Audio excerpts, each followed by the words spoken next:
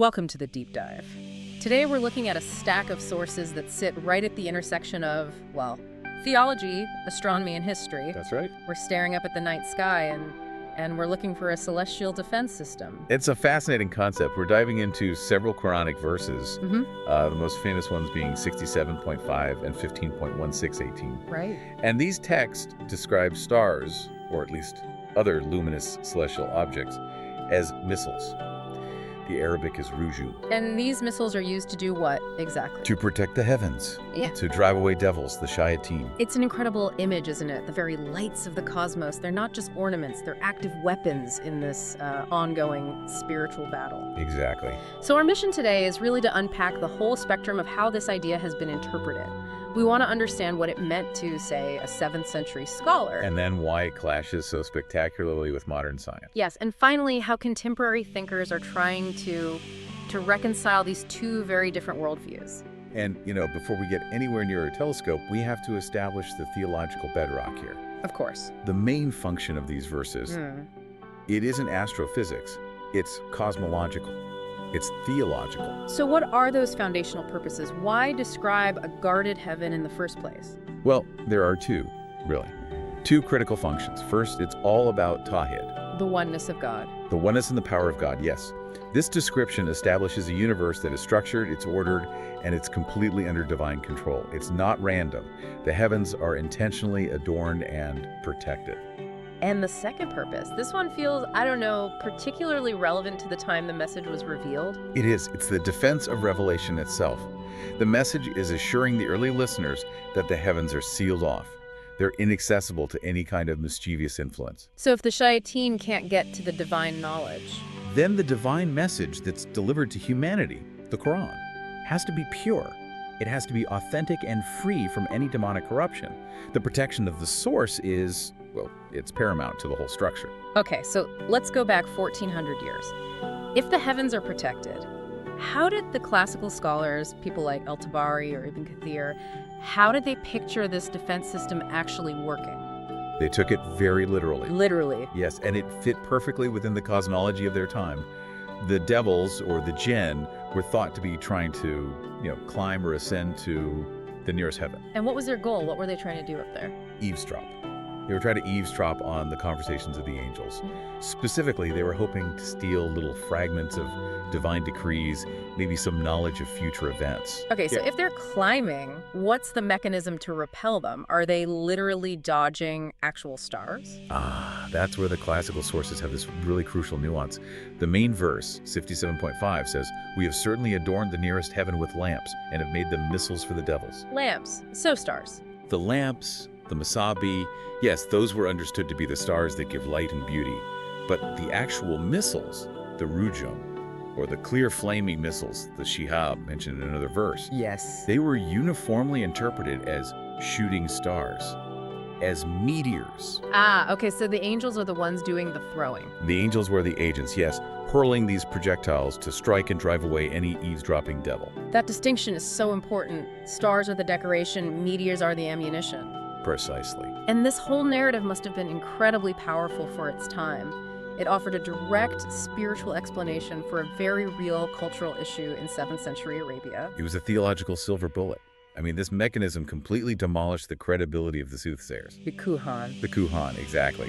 These soothsayers were claiming that their personal jinn delivered secret knowledge to them, but, their prophecies were always notoriously vague, mixed with errors. And the Quranic explanation gave a reason for that error. It gave the perfect reason. The narrative says a devil might only snatch a tiny fragment of knowledge before getting blasted by a flaming missile. Just a piece of it. Just a piece. And once struck, the devil falls back down, mixing that one little stolen truth with 100 lies before passing it on. The message couldn't be clearer.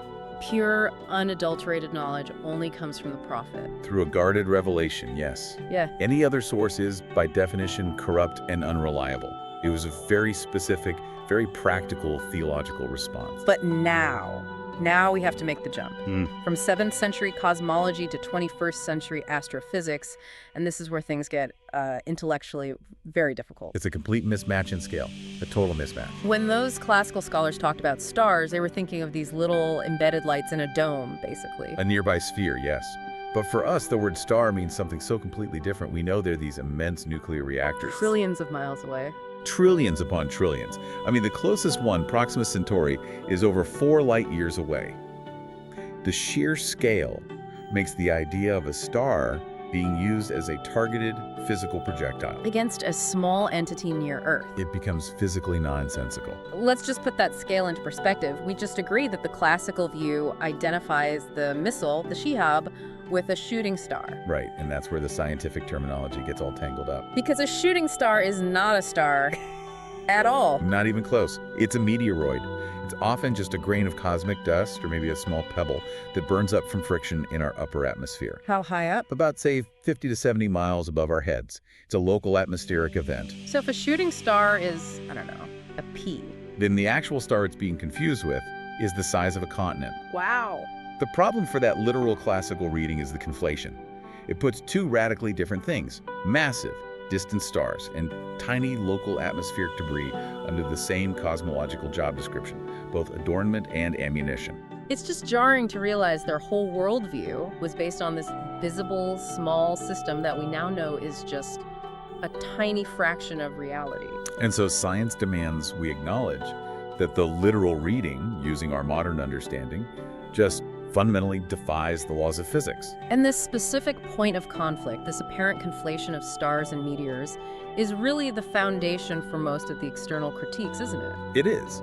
Secular and critical scholars look at these verses through a purely historical lens. So what's their main takeaway? The main argument is that the text appears to contain a demonstrable scientific error. They suggest it reflects a pre-scientific geocentric worldview. The idea that the sky is a solid dome close to the Earth with light stuck in it. Exactly. A view that was common in the 7th century. So from that perspective, the verses simply adopted the prevailing but incorrect astronomical views of the time. And critics also point out that this idea, a guarded heaven, demons being cast out by celestial fire, that's not unique to this revelation, is it? Not at all. They note that you can find similar mythological motifs in older traditions. Like what?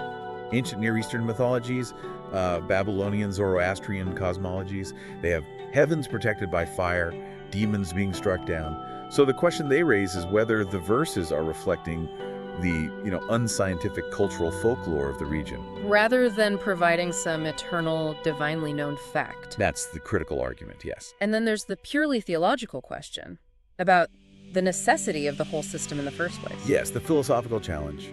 Skeptics will ask, if God is omnipotent, why would a physical defense system with fiery projectiles even be necessary? Right. Divine will alone should be enough. It should be sufficient to guard the heavens. It makes the whole physical mechanism seem kind of redundant. Which leads right into the final critique about how believers try to resolve all this today. The problem of apologetics, or retroactive interpretation as they'd call it. Critics argue that modern efforts to link these verses to actual scientific phenomena like meteors burning up space debris are just attempts to save the text from being proven wrong, twisting the original meaning to fit new discoveries. Okay, so this brings us to the most intellectually compelling part of this deep dive. How do contemporary Muslim scholars bridge this gap? How do they reconcile that classical fidelity with modern science? Well, we can start with the most common defense, which is linguistic. It's the idea of phenomenological language. Let's unpack that. Phenomenological language. It means the Quran is speaking from the perspective of an observer on Earth. It's describing things as they appear to us, not necessarily as they exist in absolute physical reality. Let's give an example. The sun is called a lamp. It's not described as an orbiting, self-sustaining nuclear fusion sphere. Why? Because that would be meaningless to the original audience. And it wouldn't inspire awe in the same way.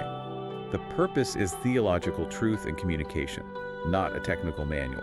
So a fiery projectile streaking across the sky is a powerful, inspiring metaphor for divine protection, no matter what it's actually made of. Precisely.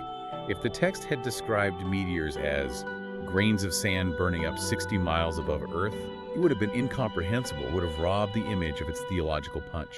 But some scholars go even deeper, right into the Arabic itself. They use this sophisticated grammatical argument to separate the stars from the missiles entirely. This is a really powerful linguistic point. The verse says the stars, or lamps, are made rujum missiles. But they argue that the pronoun them in the verse doesn't actually refer back to the stars. It refers to something else. It refers to an implied separate class of luminous objects, the meteors, that originate from that same celestial sphere. So if the stars are the adornment and these separate objects, the meteors are the missiles, then the contradiction just vanishes. It's gone. The stars still adorn the nearest heaven, and the meteors, which are tiny and close, are the actual projectiles. It's a linguistic escape hatch that respects the science. There's also another defense, which redefines what the nearest heaven even is. This ties into the scientific miracle argument. Yes. Some modern interpreters suggest the nearest heaven isn't outer space at all. It's Earth's atmosphere. The atmosphere itself. In that interpretation, the meteors, the Shihab, are seen as performing a critical protective function. They incinerate incoming space debris, preventing major strikes on Earth. So it becomes a guarded heaven in a very literal physical sense, a description of the atmosphere's shield provided 1,400 years ago. Which is a key part of that modern scientific miracle claim, yes. But for me, I think the most comprehensive theological defense is the one that brings us back to the metaphysical, the concept of the gabe. The metaphysical shield, this is crucial. This argument states that the battle itself, the eavesdropping, the striking, is part of the unseen reality, the gabe. It's a spiritual conflict happening in a dimension beyond our comprehension. So the physical things we see in the sky. The shooting stars we observe are simply the physical manifestation, the visible sign of that ongoing spiritual war. So science describes the visible reality, a pebble burning up in the atmosphere. And theology describes the unseen reality, a devil being driven away. The two descriptions operate on different planes, so they can't contradict each other. One is the how, the other is the why. Exactly. Science speaks to the physical mechanism. Scripture speaks to the divine intention and purpose behind that mechanism. So we've traveled from literal 7th century spiritual warfare to the staggering scales of modern astrophysics, and now to these sophisticated reconciliations. What is the ultimate takeaway here for you, the listener? I think when you synthesize all these viewpoints, the core theological truth stays constant, no matter which interpretation you lean towards. And that is, Cosmology is ordered, it's purposeful, and most importantly, divine truth is protected from corruption. The cosmological imagery, whether you see it as literal stars or atmospheric debris or a grand spiritual metaphor, it functions as this enduring, powerful sign of God's proactive guardianship. it seems like the conflict itself between the physical and the metaphysical actually forces a deeper engagement with both the text and the universe. Exactly. And the most productive path is probably recognizing that ancient scriptures often use the language and symbols of their time to get at perennial truths. So if stars as missiles works as this vivid, enduring metaphor for divine protection, it raises a really interesting question for you to think about. Which is? What scientific realities might our own current modern metaphors be inadvertently obscuring from our view?